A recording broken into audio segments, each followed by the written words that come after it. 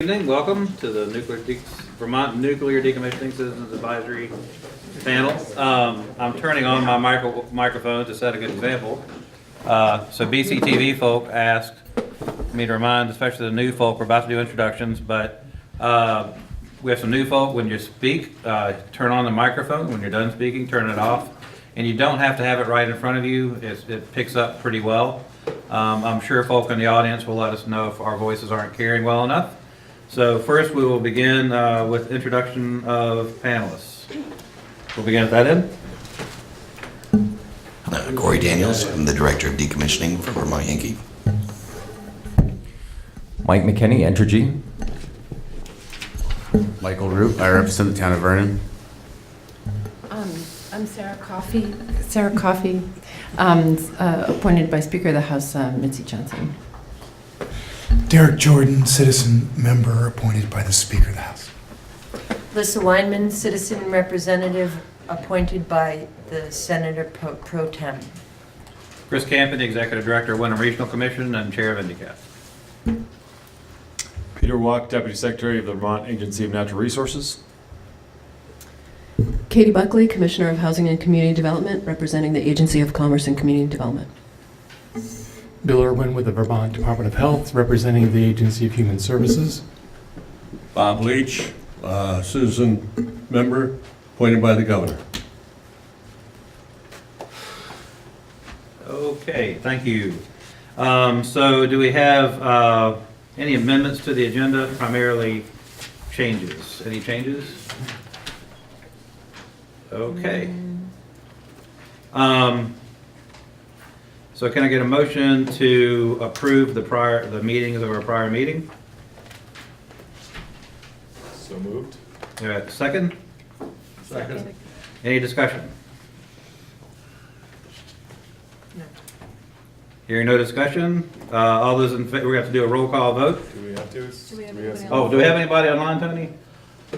I'm still trying to get Bob Gustafson. But right now we don't. We So, don't at the moment. all those in favor, say aye. Aye. Opposed? Abstaining? Passes. Minutes are approved by unanimous vote. Okay, we'll begin with Entergy and North Star update on decommissioning activities.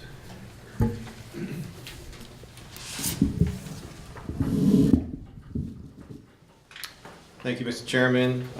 Good evening, everyone. I'm going to give an update on some activities that have been going on at the site or with the transition or potential transition since the last NDCAP meeting. First start off with NRC inspection activities. We've had 2 NRC inspections since the last NDCAP meeting.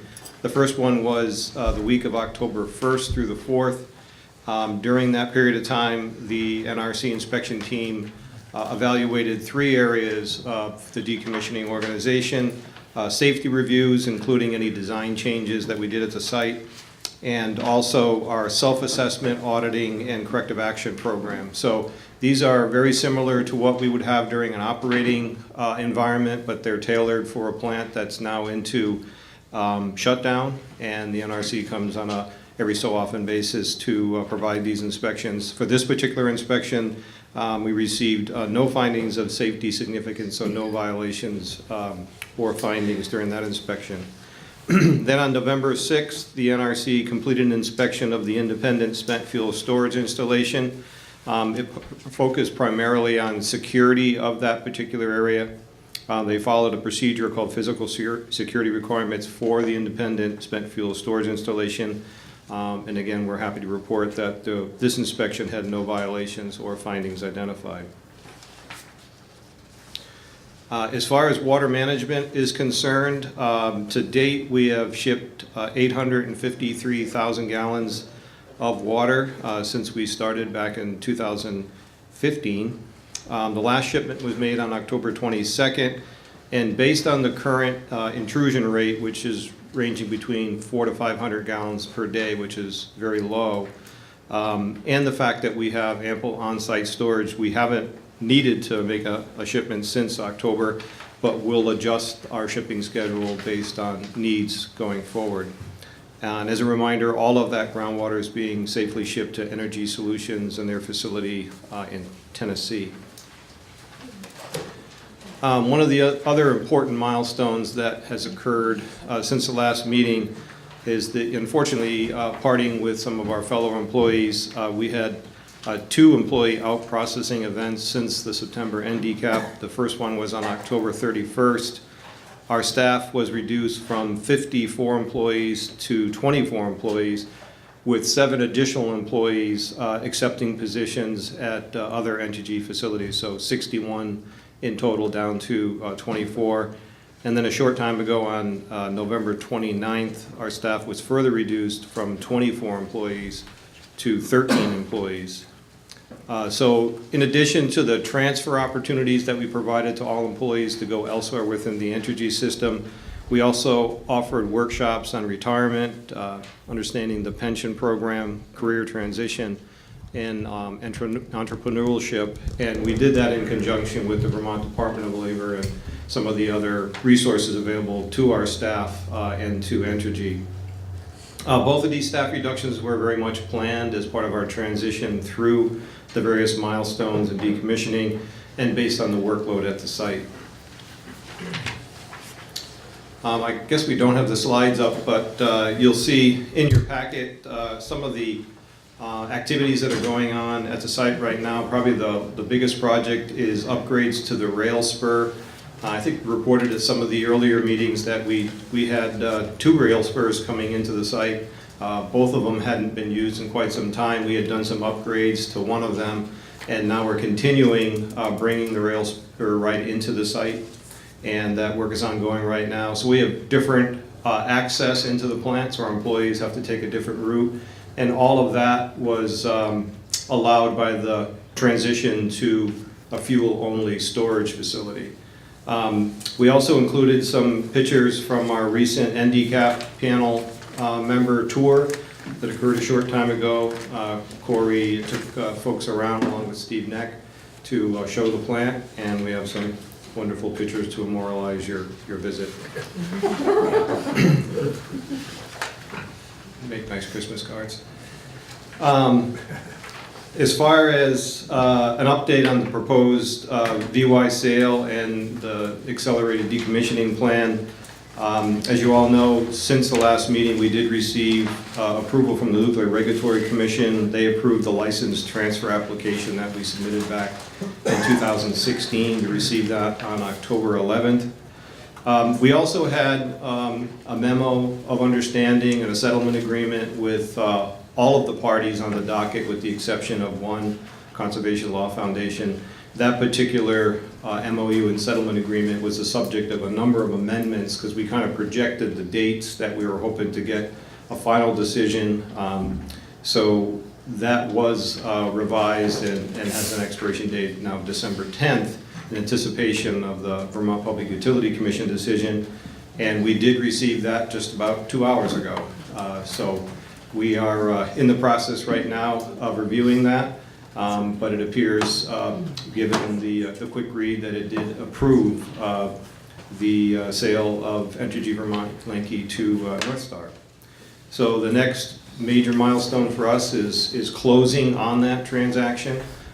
We need approximately 30 days or so, so that will put us into early 2019 before we can complete all of the various transfers and activities, and we'll be able to update you as we get a little closer to that date, but that is certainly the next major milestone. And then finally, an update on the Nuclear Decommissioning Trust Fund. As you all recall, at the beginning of the year, we started with a balance of $581.5 million. At the end of October, we were at $506.7 million. During the course of 2018, we took $51.5 million out in qualified withdrawals. We had $21.1 million in positive market adjustments, and there was about $44.4 million in fund expenses, and that's broken down in taxes and then administrative fees for managing the trust fund. And then the other trust balance, which is the Site Restoration Trust, that at the beginning of this year had a balance of $31.1 million, and currently at the end of October it's at $33.5 million. And if you recall, that was a commitment that Entergy had made way back in 2013 to provide 5 payments of $5 million per year. We completed it at the end of 2017. So that's grown very nicely from $25 million to its current balance of $33.5 million. And that's all I have. Pending any questions, or if you want to wait for the state update. Yeah, what I'd ask is if anybody on the panel has a clarifying question they'd like to ask, you can ask it then, but otherwise, I'd like the state to go, and then we'll kind of open up the questions to both Joe and the state. I do have one quick housekeeping item, because I think I'm keeping track of minutes. Who made the motion on the minutes, and who made the second? I made the motion. Bob Leach made the second. Okay, great, thank you. All right. Any clarifying questions for Joe? Okay. Yeah, just one. I missed it. Did you have a date that the closing was going to happen? No, early 2019, but at this point, we'll review the order, understand any conditions, and then based on that, we'll have a better idea of when in January, early 2019, we'll have a closure.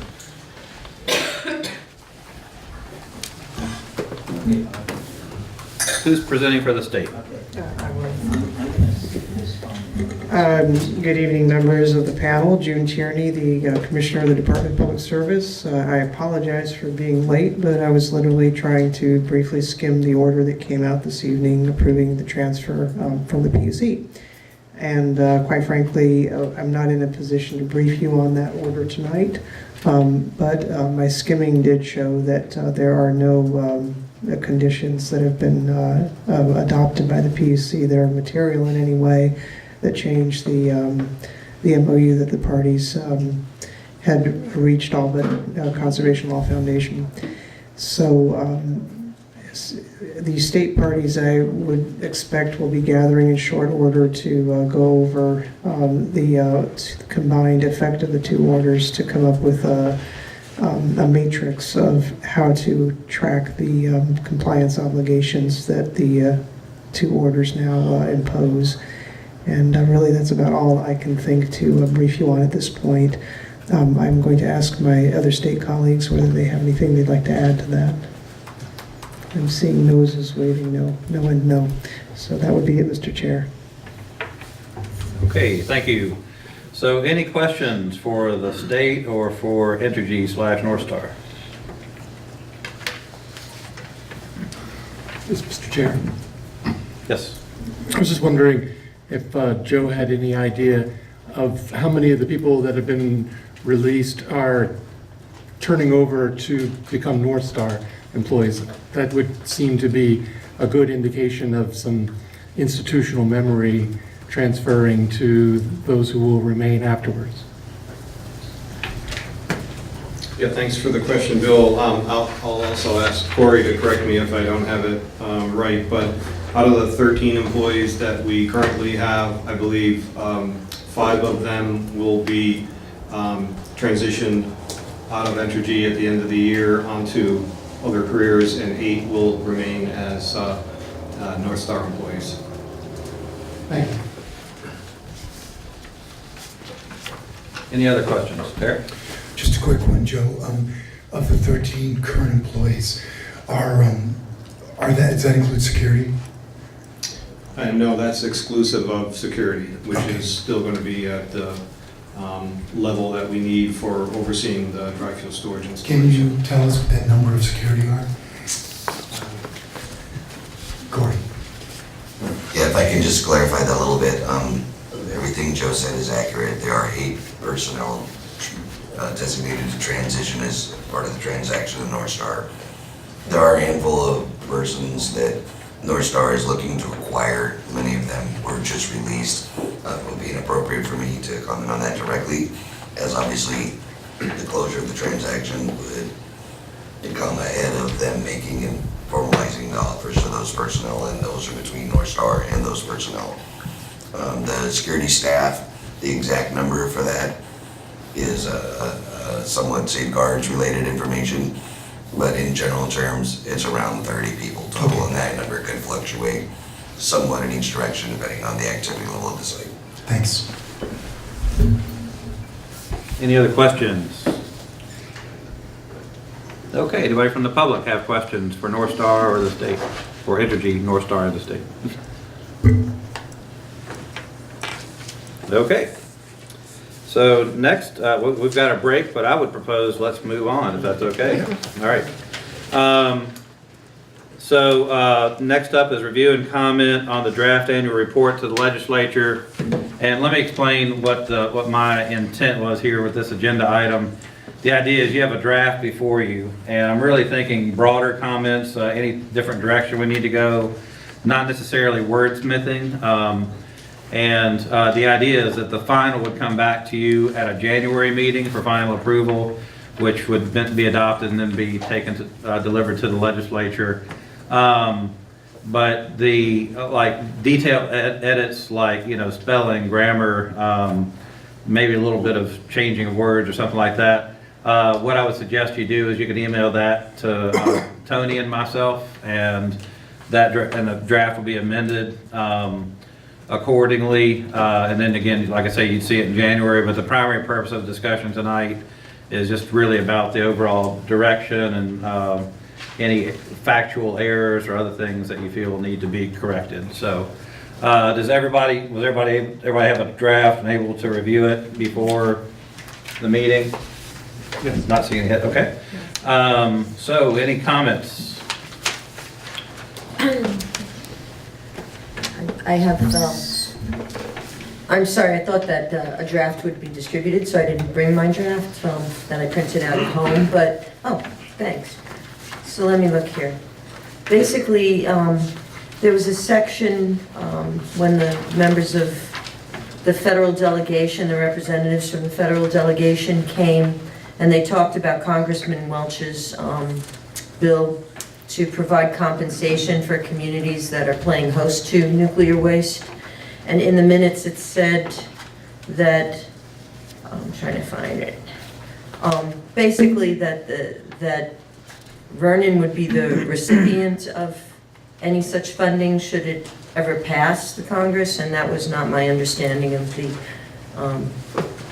conversation, that it was that was not resolved, whether Vernon as the town or the county or what body would actually receive such compensation if it were to occur. So that was just a point that I didn't have time to research and get the exact language from the video recording, but I felt that was incorrect. Okay. I also felt that the minutes didn't reflect an ongoing conversation that the panel has been having about the need for the panel to have its own budget moving forward. So that was another thing I felt was missing. I think that's it for now. Can you be more specific on the last item? Yeah, I thought that was in the May 24th. Well, just that we've been periodically over the course of the last year discussing the fact that the Public Service Board has no real budget line for the committee, and that we don't have compensation for some of the committee members who are here and not being able to charge it to an employer, and also to have a budget for some expert witness apart from people that stand to have a financial stake in some of the issues that they're discussing. I think it's important. I don't know what this panel is going to look like in the wake of the sale. I don't really understand what the MOU agreement was about having a subcommittee of this panel. I think that's something that we really need to discuss, what the duties of the panel will be in the wake of the North Star purchase.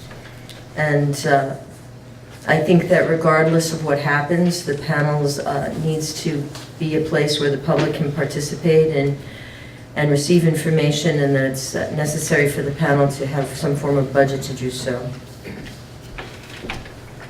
Okay, so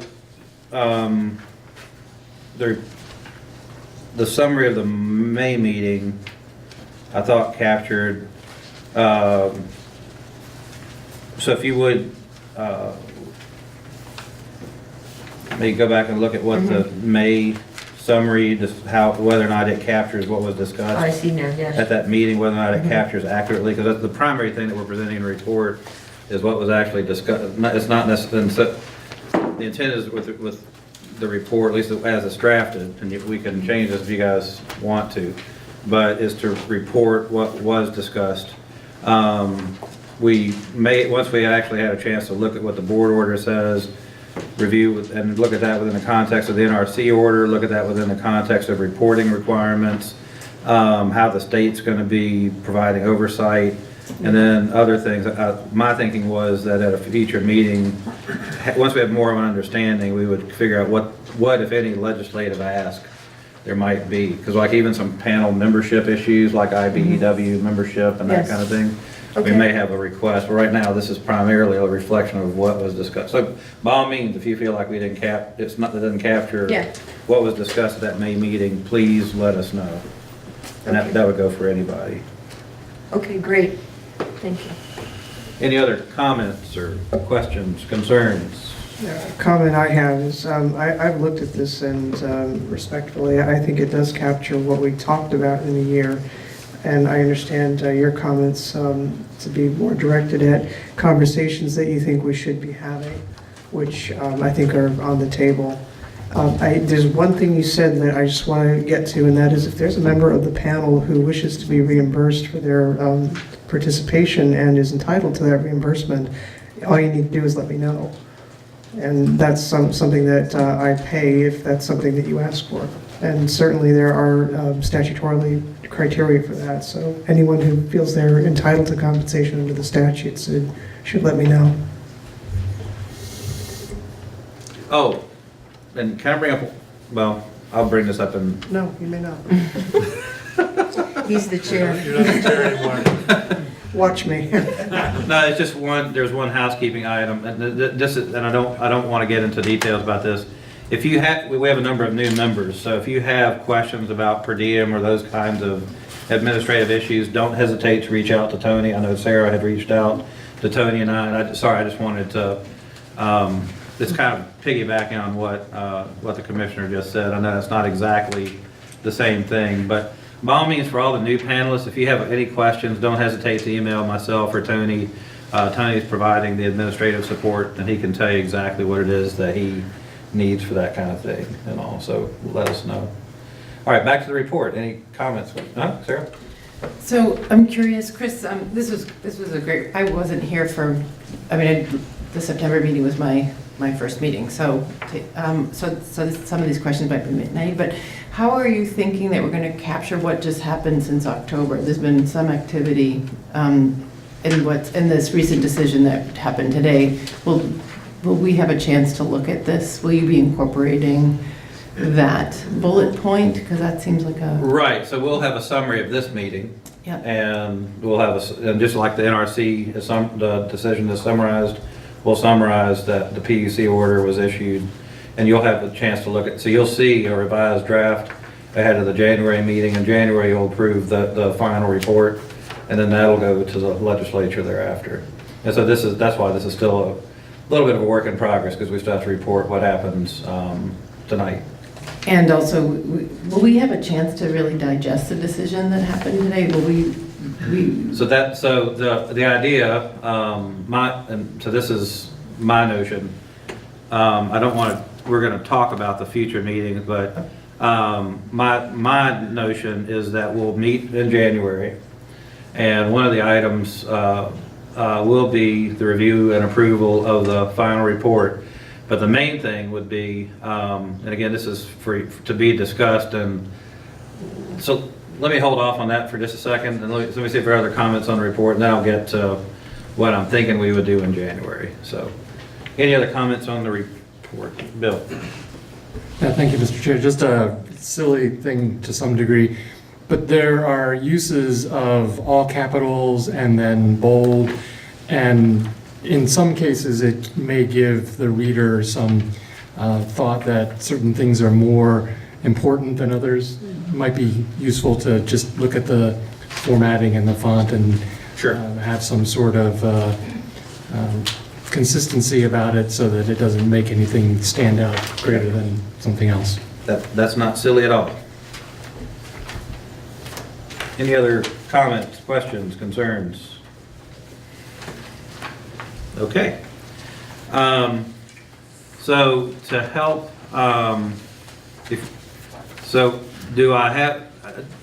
do folk want a motion to move forward with this, or are folk okay with what I proposed as far as getting detailed comments to myself and Tony, and we'll amend that and get that back? Is that okay? Just kind of, we have general consensus on that? Okay. And so just to kind of, this might just help us with the conversation going forward and kind of answer some looming questions. But my thinking for the next meeting, so I'm just going to, can the chair have a prerogative to jump ahead a little bit, just on, okay. So my thinking is that we'll meet in late January. This will give everybody a chance to digest the board order and what it means. And then what I would like to do, what I'm proposing for the agenda, is to get the perspective on the PUC order in conjunction with the Nuclear Regulatory Commission order by both North Star and the state, including what are the public reporting requirements in the order and also in the NRC decision.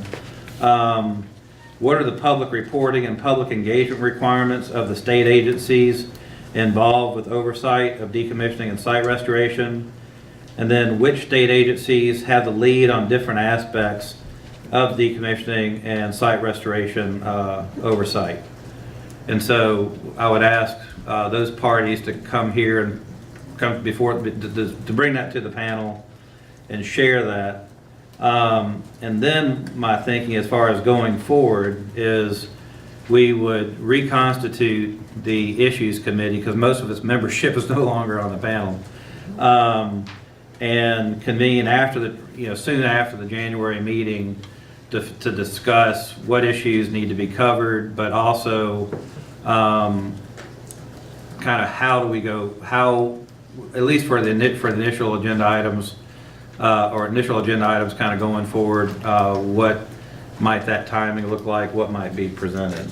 Now, I don't know, just for context, I don't know, I gather this was in the board order, but what was agreed upon in the MOU was, I think it's by March 31st, North Star is to provide a rather comprehensive report on activities, and that's the annual required report.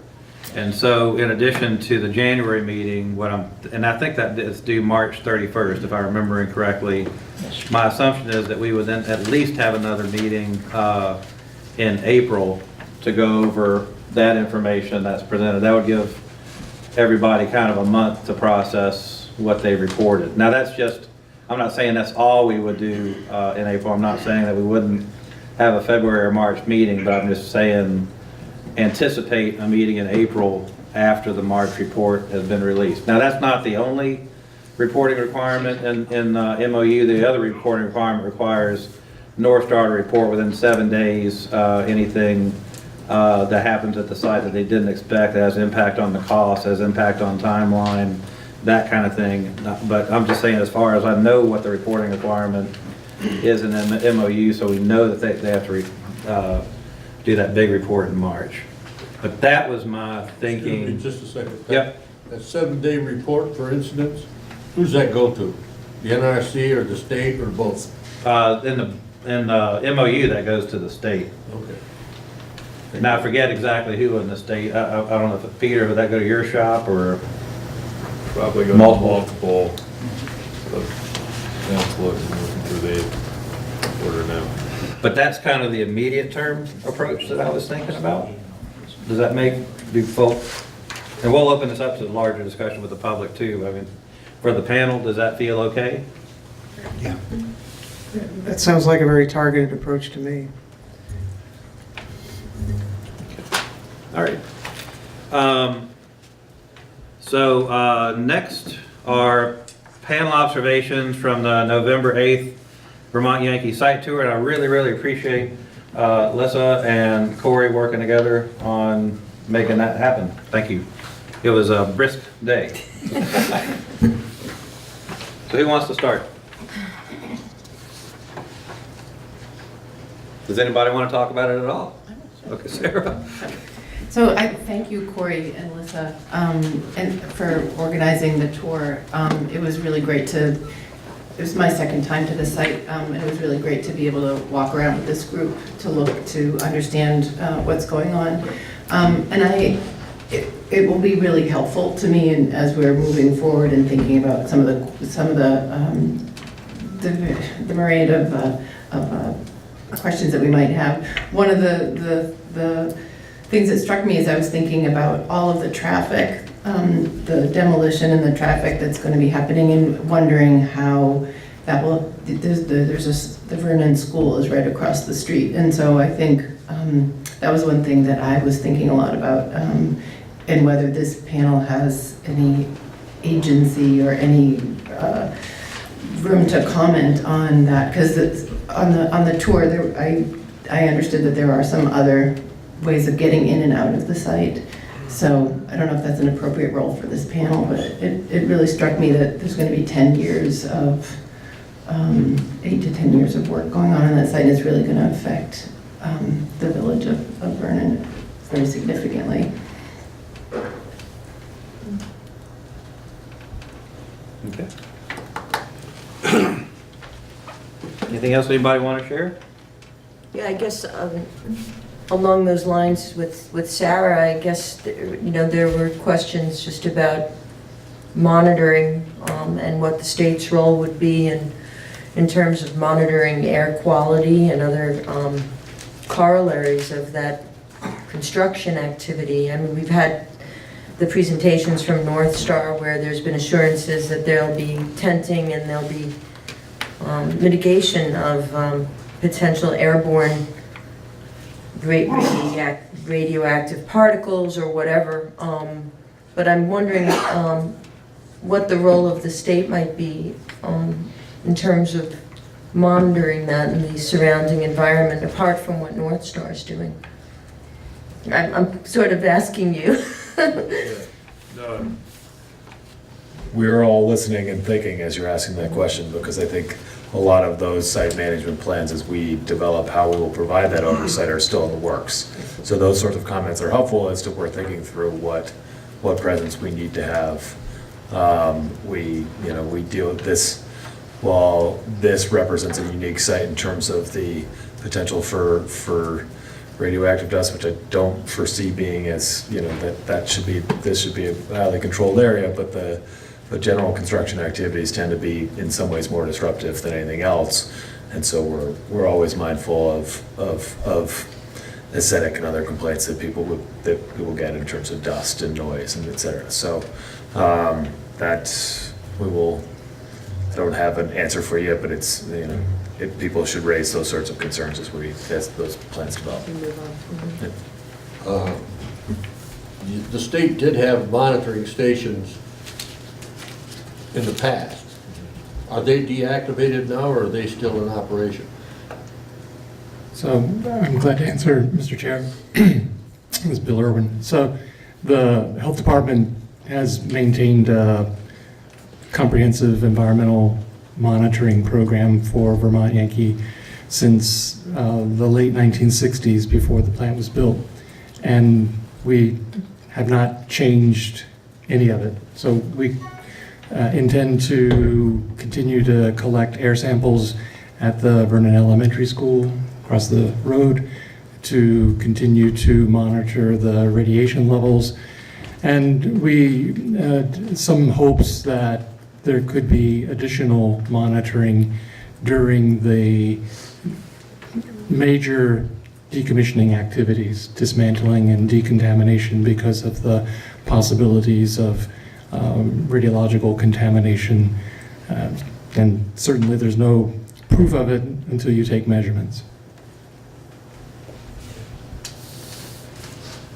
One thing that my inclination, just thinking about this, I might amend the approach also in January to also include the town of Vernon in case they're gonna have any oversight or create a committee to kind of provide comments to North Star, the panel, or the state about any traffic or noise or other concerns, just kind of how they're gonna locally liaise with the parties, so. I represent the town of Vernon. What's that? I represent the town of Vernon. Yeah, do you think that's a good idea to invite them to be here in January? Yeah.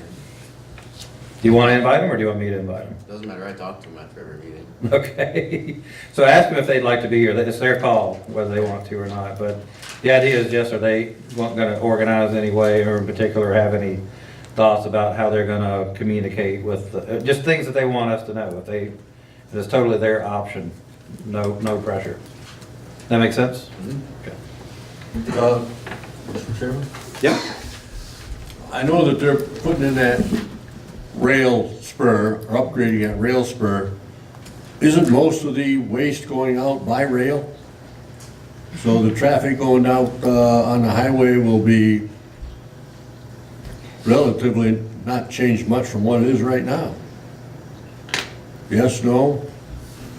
Wrong? They might want to answer that briefly, because otherwise I want to get back to the tour.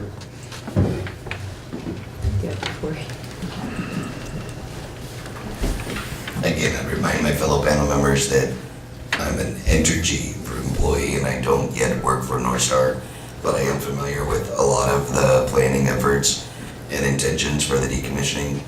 And I would remind folks that the January meeting will give us ample time, and there'll be plenty of time in before that to discuss some of the strategic methods from which North Star intends to decommission the facility. Almost all of the work for the next couple of years will be interior to the reactor building, most specifically dealing with the vessel segmentation. All that will happen inside in a controlled environment, in a monitored and negative pressure building. Beyond that, the localized components of the facility that will be targeted for, I'll say, special controls that could have contamination will be addressed first, inside the building also. And then eventually down the road, when building deconstruction occurs, the things that you're expressing concern for will be well addressed and prepared for at that point, and extremely minimal with respect to the ability to allow a contamination event to occur. Yes, the answer is yes, the rail spur is the primary method for removal of materials from the site. Understanding that we're in a rural area, and as a matter of prudent planning and economic controls, moving materials and equipment on rail is the preferred method for North Star to get most of the things to and from the facility. Thanks. Mr. Chair, I'm noticing from the comments that folks are raising legitimate questions that reasonable people would ask, especially in light of our duty to the public to make sure that people stay current on what the nature of the work ahead is now. And so what I'm going to offer to do is to insert in the minutes for tonight's meeting links to the MOU and to the orders, so that the panel members have an easy way and the public has an easy way to access these documents. And I would strongly urge people, especially panel members, to give them a good read before we reconvene, because otherwise we could find ourselves starting from square one every time and trying to master the content of what it is that we are discussing here. So I'm afraid there's a little bit of homework ahead for everybody, and that it's really important that you all read and refresh your memory as to the MOU that has been presented extensively to the panel in the past, and especially now that it's actually been approved. And then in addition to that, there's unfortunately a very lengthy order that came out from the PUC tonight that there'll be a pop quiz on. So, but I will put those links in the minutes. Great. So any other observations from the tour? That's one, that's right. So I'll just offer my own. The last time I toured the plant, it was still operating, It was also a cold day, but it was still operating. I remember just how hot it was because we were wearing our jackets and all, just how hot it was in the reactor building and turbine building and all. And just how kind of, it was almost shockingly quiet.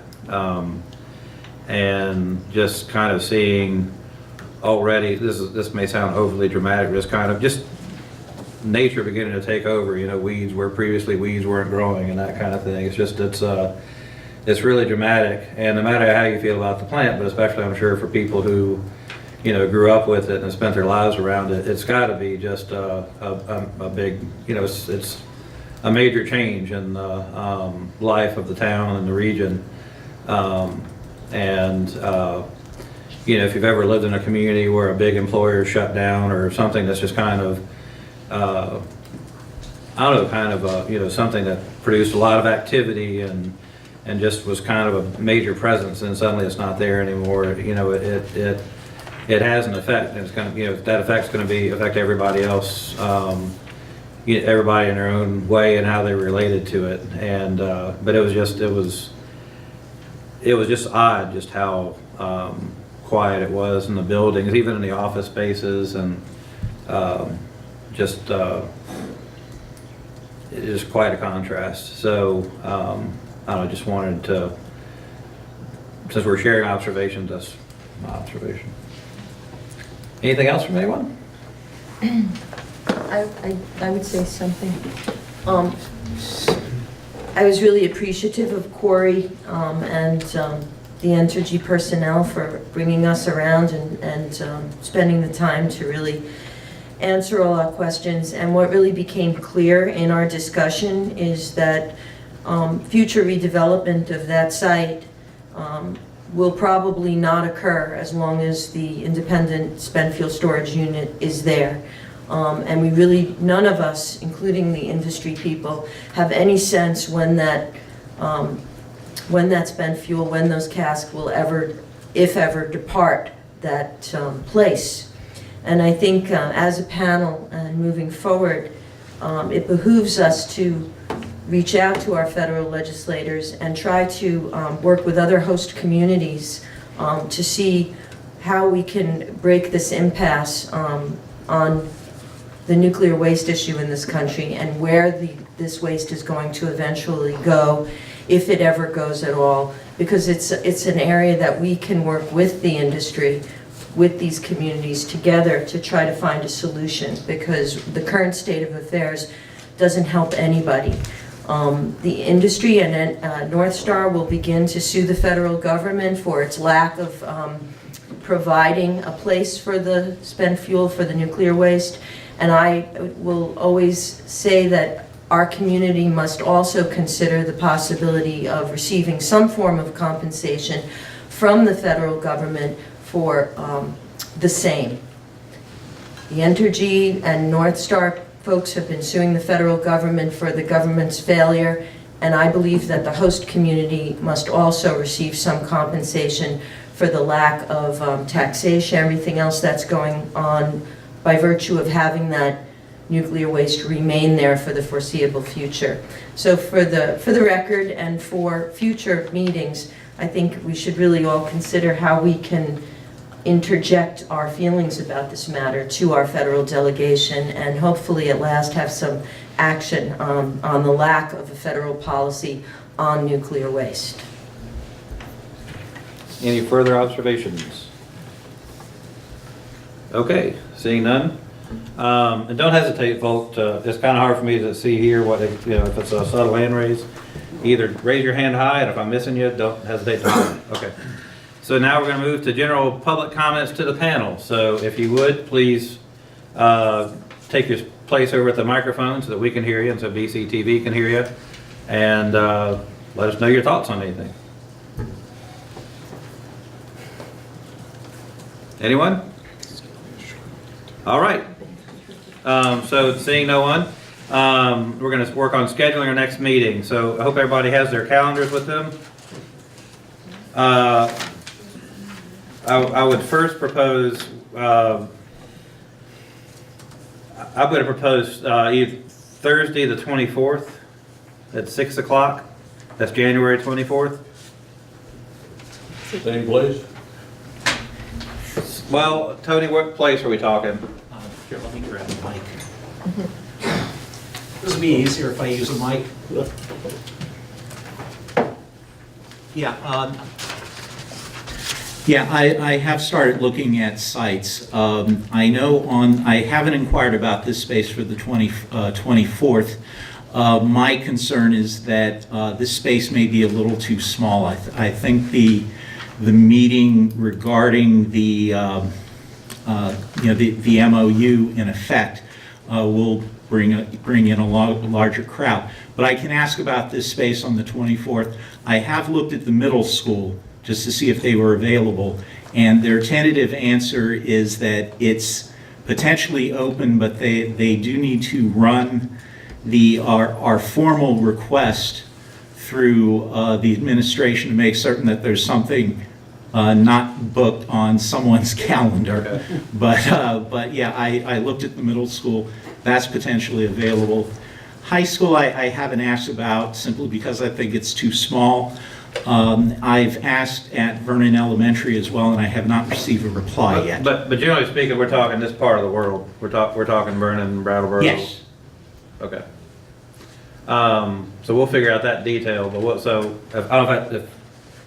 we don't have specifics right now, but we'll be here. Right. Meaning this general vicinity. So the 24th, Sarah. Well, I know that the Thursdays have been the traditional day. Is there, with a new panel membership, with new members of the panel, is there any flexibility in that, or is a Thursday? Because it seems to me, I know that on January 24th, I will be in Montpelier, and it seems like technology has been a challenge at the last 2 meetings that I've been at. So this is my home community. I'd like to be able to be here in person. It's a community that I'm going to be representing. So I feel that I'd like to have the opportunity to be here, and knowing that I won't be able to be here on a Thursday night. So but I'm one of a large panel, but I'm just wondering if Monday nights are ever a possibility for this group.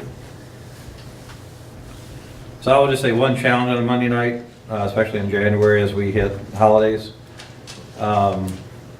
And so Martin Luther King, in yeah. January, that's the 21st. And that's Martin Luther King. Yeah, and then the 28th, I'm actually been asked to be on an expert panel among multiple federal agencies on nuclear plant decommissioning, and I'll be in DC on the 28th. Okay, But that, we could also, the world I don't think ends if we were to, if Mondays work, we could look at February 4th. I just want to give the state a little bit of time to figure out they've got some discussing to do among themselves as we heard tonight. But I'm also seeing some other heads shaking on about Mondays. So we'll let the panelists duke it out here a little bit. How many people would prefer Mondays? Let me just get a sense of the room. I have another board meeting first Monday of every month.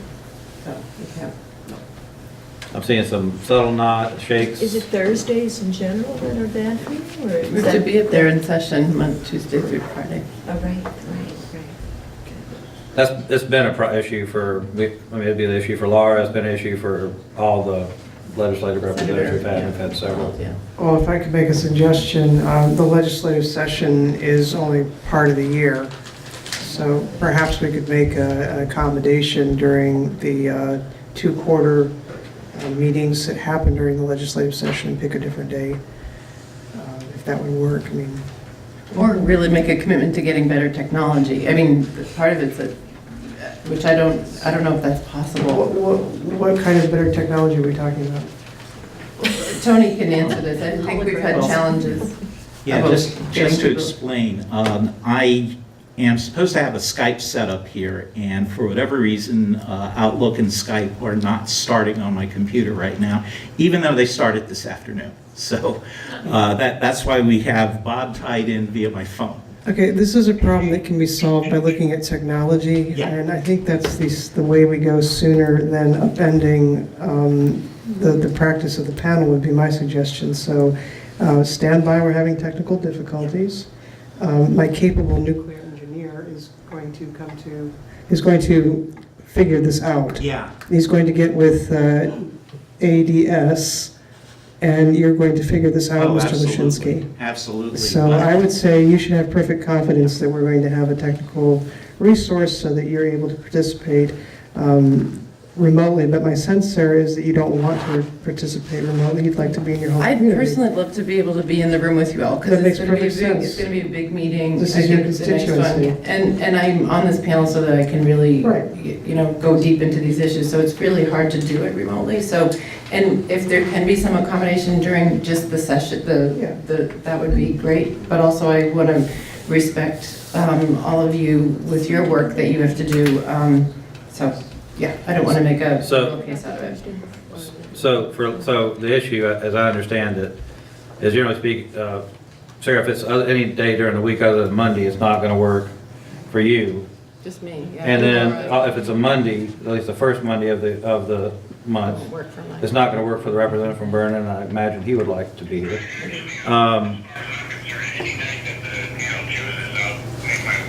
What about June? Hold on. Sorry about that.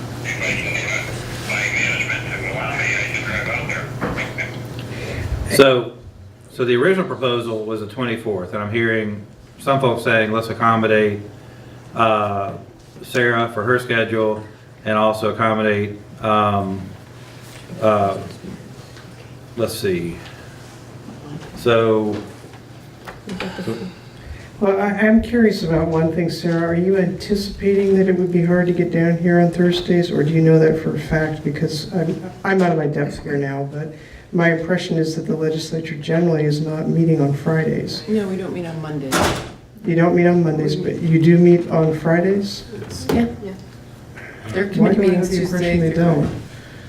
Yeah, I thought, Sarah, one suggestion is we have often carpooled down together from up here late in the afternoons on Thursdays and turned around and gone right back. It's not fun, but it's, We do it. we do it. Yeah, then I'll be carpooling with you. Great. okay, so I'm gonna go back to, so January 24th, how would that work for people? works. Does that not work for anyone? That's good. Okay, seeing no objection, we will next meet on January 24th at 6 PM, somewhere in this part of the world. So we'll let you know. Tony will look into Skype technology, because we also need it for some of our out-of-state partners. And then Sarah, that would give you and the other legislators and agency folk, whoever, another opportunity. So we'll work on that. So that will be when we have our next meeting. Let me ask one other question. So far, we have not had, remarkably, I don't recall, a weather delay or a weather postponement. Now, I assume that would be at the prerogative of the chair to cancel the meeting. So can I propose a snow date of the 31st, Thursday the 31st? Because that's going to be a pretty important meeting. I'd just like you to hold it in your calendars, because we're going to need, especially the state people and the North Star people here. So if we have a particularly wicked weather event, is that okay? I will not be available for that day. However, I think once we get to this stage, I think A&R's got a starring role. So I don't know that my unavailability needs to be controlling. Between A&R and your staff, I think we could probably, Handle it. yes. Okay. That's Wednesday the 30th. Thursday the 31st. That would be 1 week later. that 1 week later, that would be the alternative if we have a winter issue. So, and if we have a winter issue, what I would, Tony, tell me, we'll get word out to the public, because of course it might happen, more likely than not, that notice would happen that day.